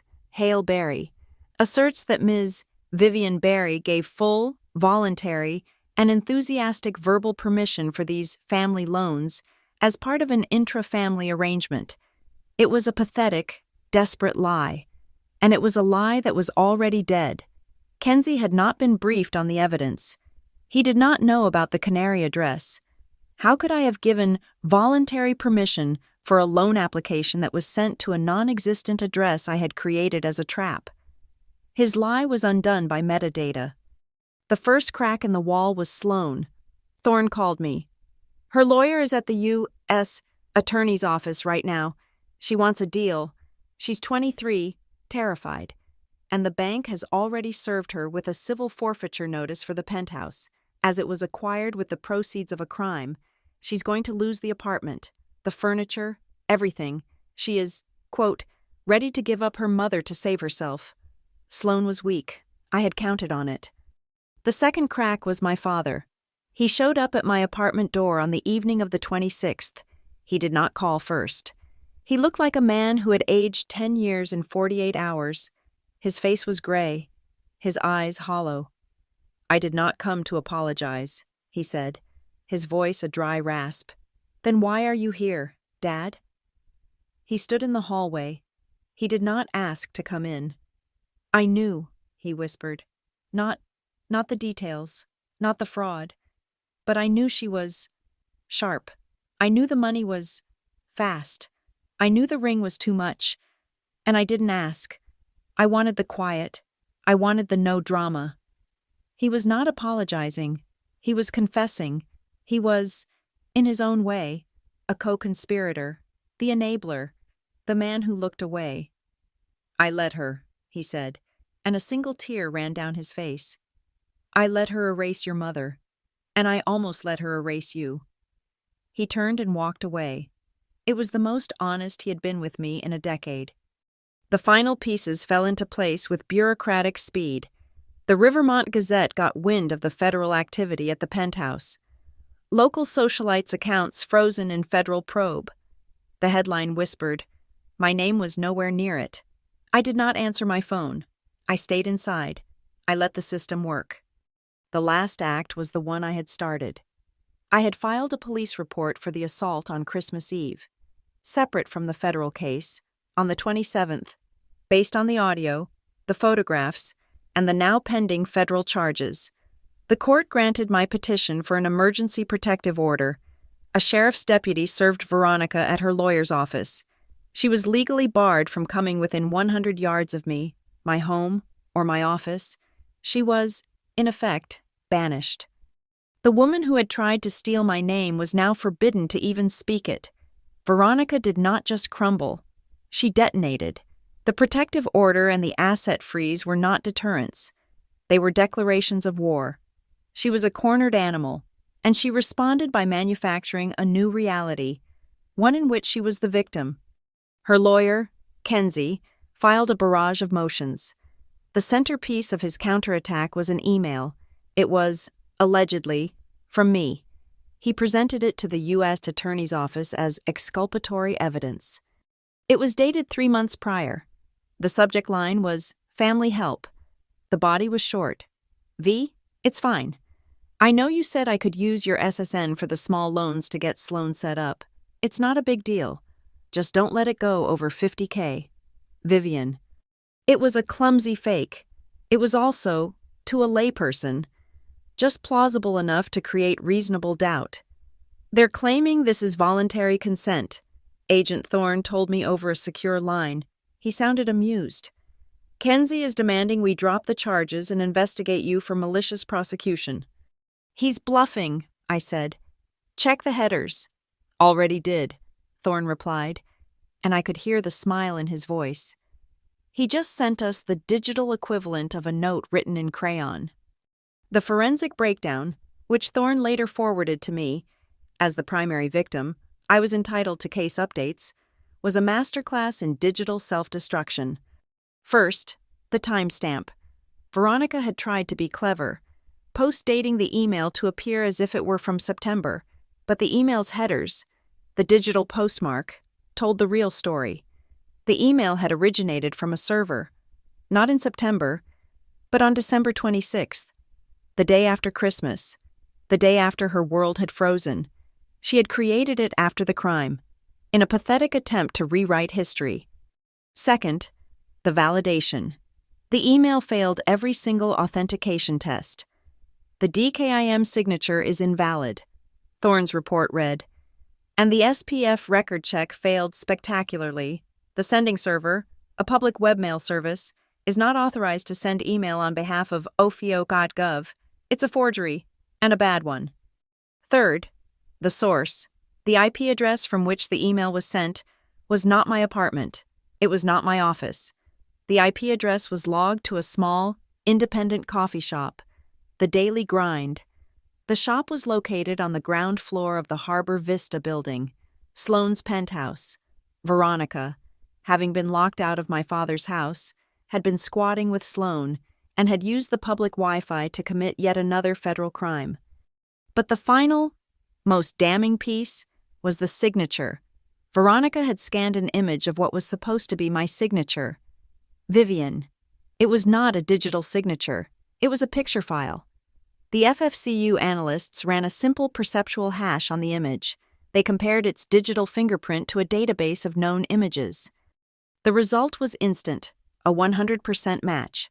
The signature was a stock photo, downloaded from a royalty-free image website. The search term was elegant feminine signature.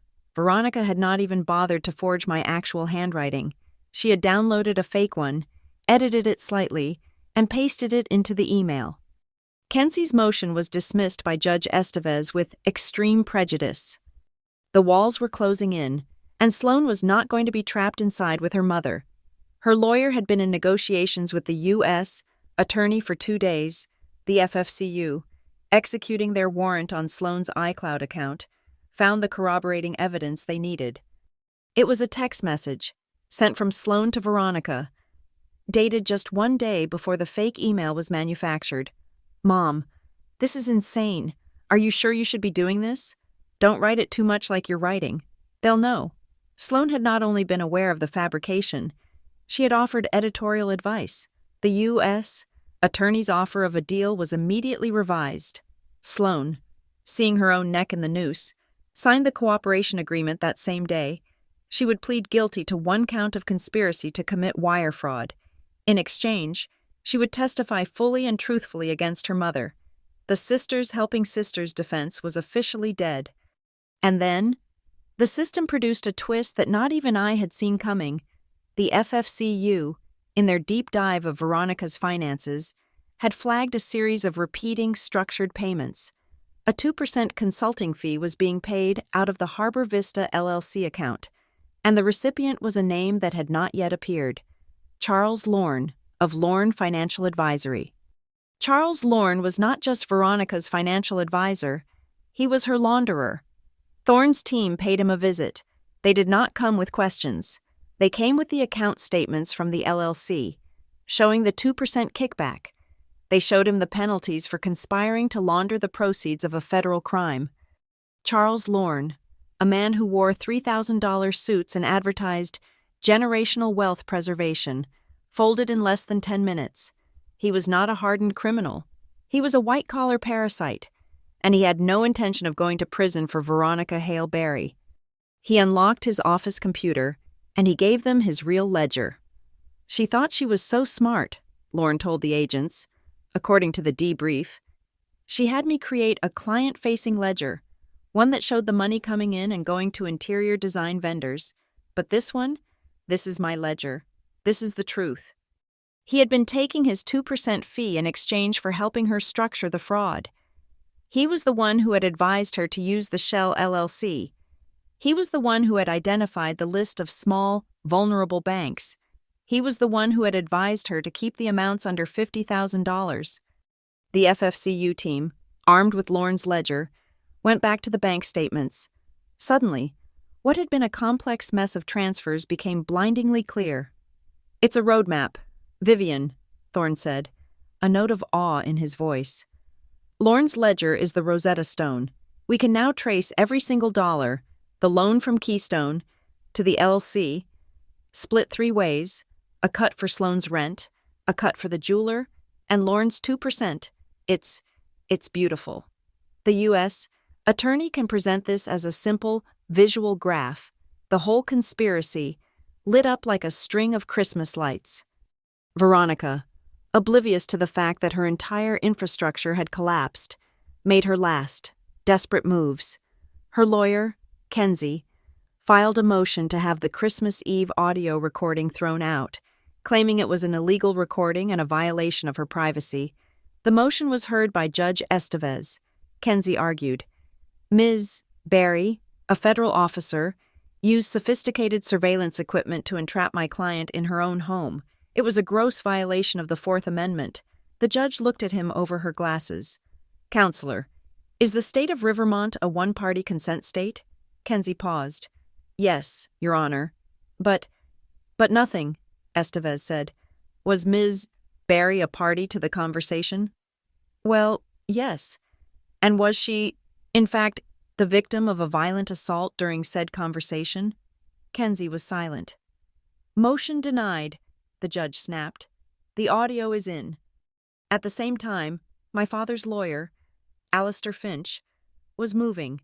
The activation of the gross misconduct clause in the marital trust was already complete. Now, he was finalizing my father's new will. The document was simple. It voided all previous testaments. Veronica Hale Berry's name was expunged. All provisions for her, all rights of inheritance, were declared null and void, citing both the documented financial fraud and the proven act of domestic violence. My father, finally, was drawing a hard, legal line. Veronica, feeling the legal and financial walls sealing her in, made her final, most pathetic mistake. She called the neighbor, the one who had brought the gingerbread cookies on Christmas Eve. She cried. She told him I had always been unstable. She told him I had a vendetta against her. And then, she made her request. "All I need you to say," she had whispered, in a call the neighbor recorded, "is that you heard a commotion before you rang the bell, that you heard me yell, 'Stop pushing me.' Just that you heard her start it. That's all. It would help me so much." The neighbor, a decent man who had been bringing cookies as a simple act of kindness, was horrified. He immediately called the Rivermont police. The police, in turn, called the U.S. Attorney's Office. A new charge was added to the indictment: tampering with a witness. The system was now in full recall. The credit cards Veronica had, the ones tied to the LLC, the ones tied to my father's accounts, the ones tied to the neighborhood charity. One by one, they were shut down. The digital wallets were sealed. The platinum ring was clawed back by the jeweler, as it had been purchased with fraudulent funds. The convertible was repossessed. The woman who had built an empire on my name and my father's silence was reduced to nothing. She was a defendant, living in her daughter's seized apartment, with no money, no assets, and a list of federal charges that would send her to prison for a decade. And through it all, my life remained exactly the same. The day after the indictment, I woke up at 6 a.m. I made my coffee. I put on a simple, gray suit. My cheek, now a pale, yellowish-green bruise, was easily covered with a light layer of concealer. I walked out of my apartment, got into my 7-year-old sedan, and drove to the Ohio building. I did not look over my shoulder. I did not vary my routine. The storm was raging, but it was no longer in my atmosphere. It was a localized, contained weather event, and I was on the outside, in the calm, watching it burn itself out. I had a job to do. My father did not call. He simply appeared. It was a Tuesday, late in January, the sky the color of dirty slush. I looked up from my monitor, my focus fractured by a movement in the glass partition of my office. He was standing there, in the main bay of the Ohio, looking lost and profoundly out of place. He was a man of worn cashmere and old wood, and this world of gray carpets, humming servers, and federal identification badges was alien to him. My supervisor, a man who respected protocol above all, was already walking toward him. I stood up and opened my door. "It's all right. Mark, that's my father." Mark nodded, relieved to hand off the civilian anomaly. My father stepped into my small, sterile office. He looked at the sealed evidence bags on a side table, at the whiteboard covered in flowcharts, at the framed copy of the U.S. Code of Ethics on my wall. He looked, finally, at me. "You work in a place with no windows," he said. It was not an accusation, just an observation. "It's a secure facility, Dad." He did not sit in the chair I offered. He just stood in the middle of the room, his overcoat still buttoned. "I came to tell you," he said, his voice a dry rasp. "I was wrong." I waited. I did not say. "Wrong about what?" I did not say. "It's okay. I am not a confessor. I am not a priest. I am an investigator." And he was standing in my office. I just listened. "I was wrong," he repeated, swallowing. "When your mother was sick, I told you to be quiet, for the family. When she arrived, I told you to be quiet, for the peace, on Christmas Eve. I told you to be quiet, for the drama." He spat the word like it was poison. "I spent your whole life telling you to be quiet. I see now. I was just afraid of the noise. I was afraid of the truth. I chose an easy life over a good one, and I made you pay the price. I was wrong." He had come for absolution. He had come for me to say, "It's fine, Dad, we're okay." I said nothing. I just looked at him, my gaze as flat and steady as the glass on my desk. I was not the daughter he had raised. I was the federal officer Veronica had forged. My silence was his answer. He seemed to shrink. "I'll let you get back to work," he whispered. He turned and walked out, past the humming servers, and through the security doors. The knots of family were being unraveled, one by one, and replaced by the clean, cold lines of legal procedure. My father's lawyer, Alistair Finch, handled the civil component. He met with the U.S. attorney to coordinate the trust documents with the criminal case. "The activation of the gross misconduct clause is ironclad," he explained to me on a conference call, his voice like dry parchment. The audio of the assault was the key, but the corroborating witness statement was the lock. That was the final piece. Maria, the housekeeper, the woman who had been in the doorway holding the dessert tray, she had worked for my family for 20 years. She had watched me grow up. She had watched Veronica dismantle my mother's home, and she had watched Veronica strike me. Her sworn, written statement was a masterpiece of quiet, observant fury. I saw Ms. Veronica rise. I saw her yell. I saw her strike Ms. Vivian across the face with her left hand, which was wearing a large ring. Ms. Vivian did not raise her hand. She did not provoke her. She was sitting, and Ms. Veronica attacked her. I was afraid she would be next. It was filed with the court. The marital trust was officially, irrevocably, voided. Veronica, now operating with a public defender after her lawyer's motions had all failed and his bills had gone unpaid, was desperate. The U.S. Attorney's Office received a handwritten letter, forwarded from the county jail. It was an offer, a plea deal. She's offering to plead guilty to 1 count of bank fraud. The AUSA, a sharp woman named Diaz, told me, in exchange, she wants the other charges, ID theft, obstruction, the charity fraud, dropped, and she wants a gag order. She wants the entire case sealed. No media. No, I said. Diaz sounded surprised. Vivian, as the victim, you don't get final say, but your input matters. A plea saves a trial. It's a guaranteed win. It's not a win, I said, my voice cold. It's a transaction. She is offering to repay a fraction of the money in exchange for silence. It is the same thing my father always asked for. No drama. Keep it quiet. No, this was not a quiet crime. It should not have a quiet resolution. Everything she did must be on the public record. I understand, Diaz said. There was a new respect in her voice. The offer is rejected. We're proceeding to trial. The FFCU, working with Diaz, finalized the indictment. It was a brutal, beautiful document, a monument to Veronica's own arrogance. Count 1, bank fraud.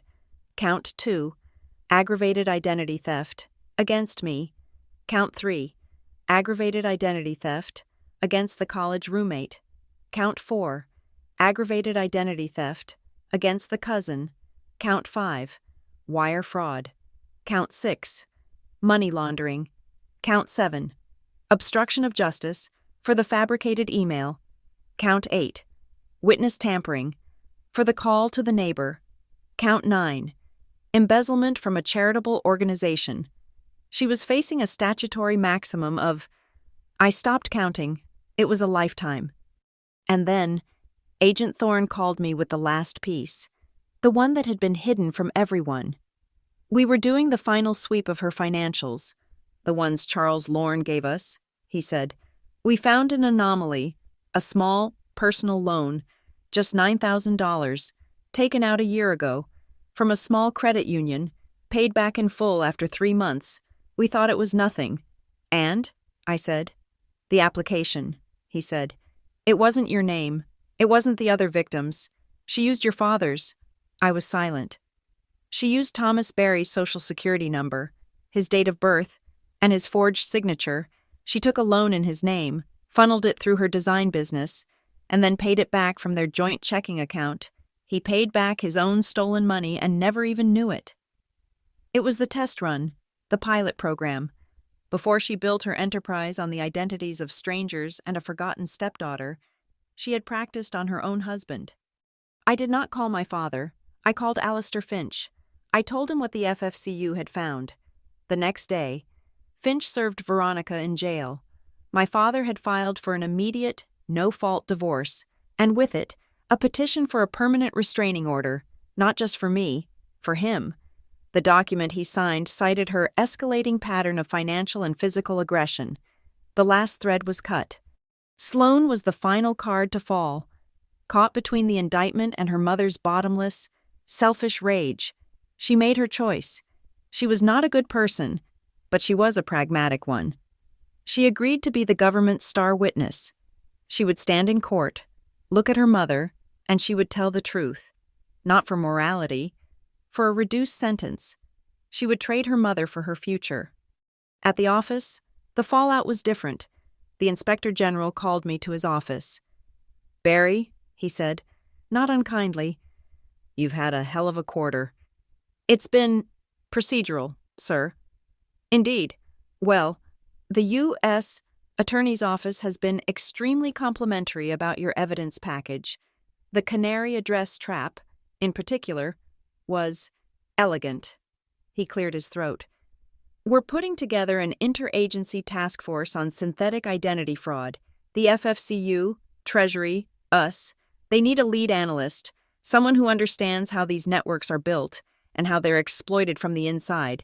They've requested you. Sir? It's a temporary assignment, he said. 6 months. Effective immediately. You'll be leading the team. Congratulations. I walked out of his office, the new assignment in my hand.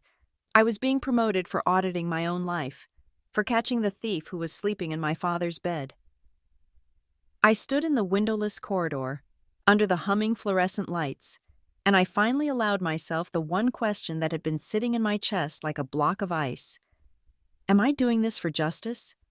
I thought of the platinum ring, the spilled wine, the burn on my cheek, or is this revenge? I looked at the case file in my hand, the clean lines, the IP logs, the indisputable truth of the data. It was not revenge. Revenge is hot. This was cold. Revenge is a passion. This was a standard. I was not destroying her. I was correcting a rounding error. I was repairing the system she had tried to bend to her will. The system was the only thing that had never lied to me. The court clerk set the date. The trial of the United States, FO. Veronica Hale Berry was scheduled to begin the 3rd week of December. 1 year, almost to the day, after she had sat at the library computer and used my name. 1 year after she had boasted about her new ring. The circle was closing. Veronica, in a final, desperate act, tried to bypass the lawyers. She called my father from the jail. He did not pick up. She left a message. I know, because Alistair Finch played it for me. As it was now part of the civil case, it was a ruin. The voice was not the sharp, confident coo of the hostess. It was the raw, broken sob of a gambler who had lost everything. Tommy, please, don't do this, she wept. It was a mistake, a game. I needed to feel something. Don't let them do this to me. Think of us. Think of what we had. I love you. I love you. Tom. Finch played it for me. Then he told me. While she was leaving that message, Mr. Berry was in my office, silently signing the final addendum to the trust, transferring the last of the disputed assets into a charitable fund in your mother's name. The trial was set. The witnesses were locked. The evidence was sealed. My role was simple. I was the primary victim. I was the first witness. I sat at my desk at home that night. The AUSA had sent me the final evidence binders. My testimony would be a simple recitation of the facts. I organized my notes. I saw the case not as a list of crimes, but as a piece of music, the motif, the repeating, predictable pattern, the loans under 50,000, the small banks, the vanity spending, the crescendo, the arrogance, the ring, the penthouse, the forged email, the call to the neighbor, and the finale, the Christmas Eve dinner, the boast, the confession, the slap, the sound that had sealed her fate. I prepared my timeline. I matched every piece of data to a moment in time. It was not a story of a family's destruction. It was a perfect, cold, and flawless calculation. The courtroom was cold, but someone had made an attempt at holiday spirit. 2 enormous, shedding pine wreaths, tied with sagging red velvet bows, were hung on the dark wood paneling behind the judge's bench. They looked garish and absurd, a grotesque juxtaposition against the federal seals and the gravity of the proceedings. It was the 3rd week of December. The circle had closed. I had already given my testimony. It was the easiest part of the process. I had simply recited the data. I read the IP logs. I detailed the creation of the Canary address. I identified the signature on the Baystar application as a forgery. I was on the stand for less than an hour. I was not a daughter. I was a government exhibit. Now, it was time for the finale. AUSA Diaz, the prosecutor, was giving her closing statement. She was a small, sharp woman who spoke without notes. She saved the audio for the very end. "Ladies and gentlemen of the jury," she said, her voice echoing in the quiet, "you have seen the bank statements. You have seen the forged signatures. You have seen the spreadsheets tracing the stolen money, dollar by dollar, from Ms. Barry's good name to the defendant's luxury vacations and her daughter's penthouse. The defense will tell you this is a family misunderstanding. The defense will tell you this is complicated. She paused and walked to the evidence table. It is not complicated. I am now going to play you the sound of the crime. I am going to let the defendant, in her own words, tell you the truth. I want you to listen, not just to the words, but to the sound. She nodded to the technician. The courtroom speakers crackled to life. The silence in the room was absolute. We heard the faint clink of silverware. We heard my father's nervous cough. We heard Veronica's voice, smooth and clear, toasting to a year free of audits and complications and unnecessary oversight. A few jurors shifted in their seats. We heard my quiet voice, asking about the LLC. We heard Sloane's voice, high and defensive. It's like sisters helping sisters, or whatever. We heard my voice again. That's aggravated identity theft. It is a federal felony. We heard my father's desperate, angry plea. We don't need any more drama this Christmas. And then, the sound. It was not a slap. In the dead silent courtroom, amplified by the high-fidelity speakers, it was an explosion. It was a dry, percussive, violent crack. It was a gunshot. The court reporter, a man who had heard everything, flinched violently. A woman on the jury, juror number 4, let out a small, stifled gasp and brought her hand to her own mouth. A man in the back row, juror number 9, visibly recoiled, his eyes wide. Diaz let the sound hang in the air, a physical, echoing thing. Then, the hiss, Veronica's voice, low, venomous, and perfectly clear. You deserve that. And then, the confession, the motive, the mens rea. Your credit score was the only part I could take. It was a Christmas gift, a little Christmas gift I gave myself. Diaz let the audio play for another 5 seconds, capturing the stunned silence of the dining room, before nodding to the technician. The speakers went dead. She turned back to the jury. That, Diaz said, her voice quiet but ringing with finality, is not a family misunderstanding. That is the sound of a confession. That is the sound of a crime. That is the sound of guilt. Veronica's public defender tried. He was a young, earnest man, hopelessly outmatched. He stood and argued about family dynamics. He painted me as a jealous, vengeful stepdaughter. He claimed it was all a misunderstanding, a case of a generous mother trying to help her child. His entire defense was vaporized by his own client's words, and by the next witness, Sloane. Sloane took the stand. She was pale, her expensive clothes replaced by a cheap black suit. She looked at her mother once, a look of pure, terrified resentment, and then she looked only at the prosecutor. She corroborated every date, every transfer, every lie. She told the court how her mother had directed her to set up the LLC. She told them how her mother had boasted about the banks not checking. She told them, her voice barely a whisper, that she had been in the coffee shop when her mother had fabricated the permission email. She had made her choice. She had traded her mother for her own freedom. The jury was out for less than 45 minutes. We all stood. The foreman, a high school principal, handed the verdict to the clerk. On count 1, bank fraud. How do you find? Guilty.